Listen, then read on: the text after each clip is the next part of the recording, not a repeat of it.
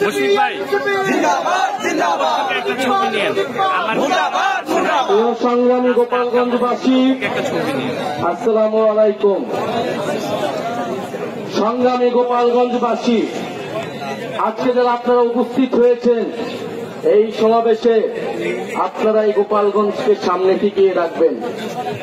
আপনারা এই গোপালগঞ্জের সাহসী সন্তান। আমরা জানি যদি আজকে বাধা না দেওয়া হতো, যদি যে ধরনের ভয় ও আতঙ্ক তৈরি করা হয়েছে সেটা যদি না করা হতো, গোপালগঞ্জের সাধারণ জনতা এখানে লোকে লোকারণ্য করে ফেলত।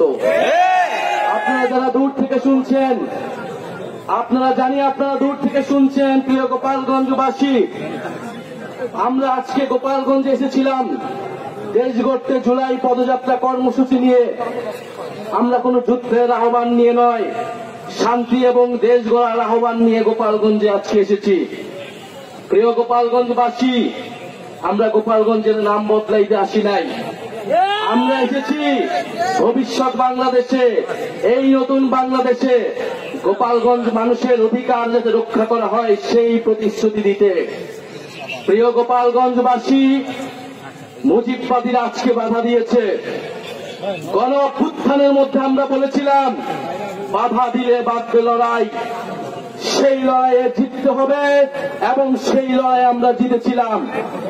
আজকে আবারও বাধা দেওয়া হয়েছে দ্বিগুণ গতিতে, এর জবাব আমরা দিব ইনশাআল্লাহ।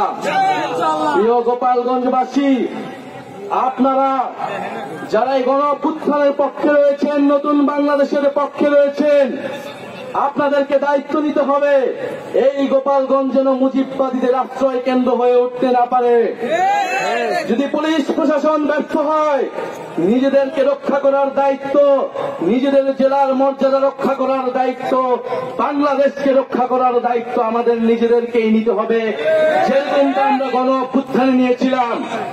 প্রিয় গোপালগঞ্জবাসী, আমরা আজকে এতটুকুই বলতে এসেছি, গোপালগঞ্জ নামে এই বাংলাদেশে, সামনের বাংলাদেশে কোনো বৈষম্য হবে না।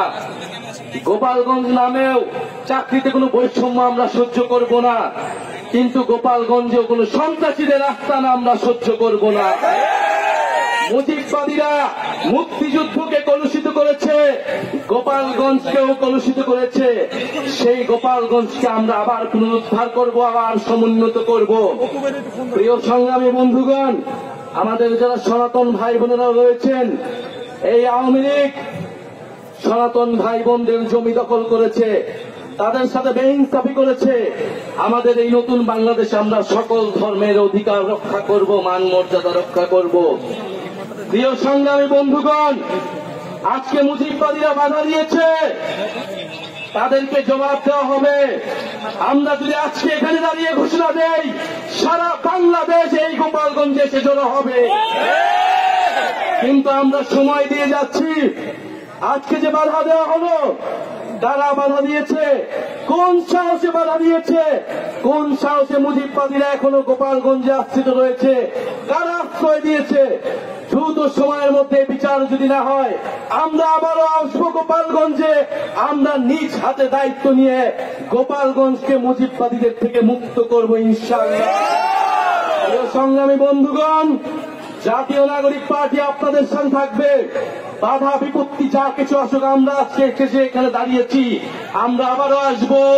জাতীয় নাগরিক পার্টি আপনাদের সাথে থাকবে। মুজিববাদের কবর রচনা করে, ৭২-এর সংবিধানের কবর রচনা করে গণতান্ত্রিক বাংলাদেশ গড়ে তুলব, এটা আপনাদের কাছে আজকে আমাদের ওয়াদা।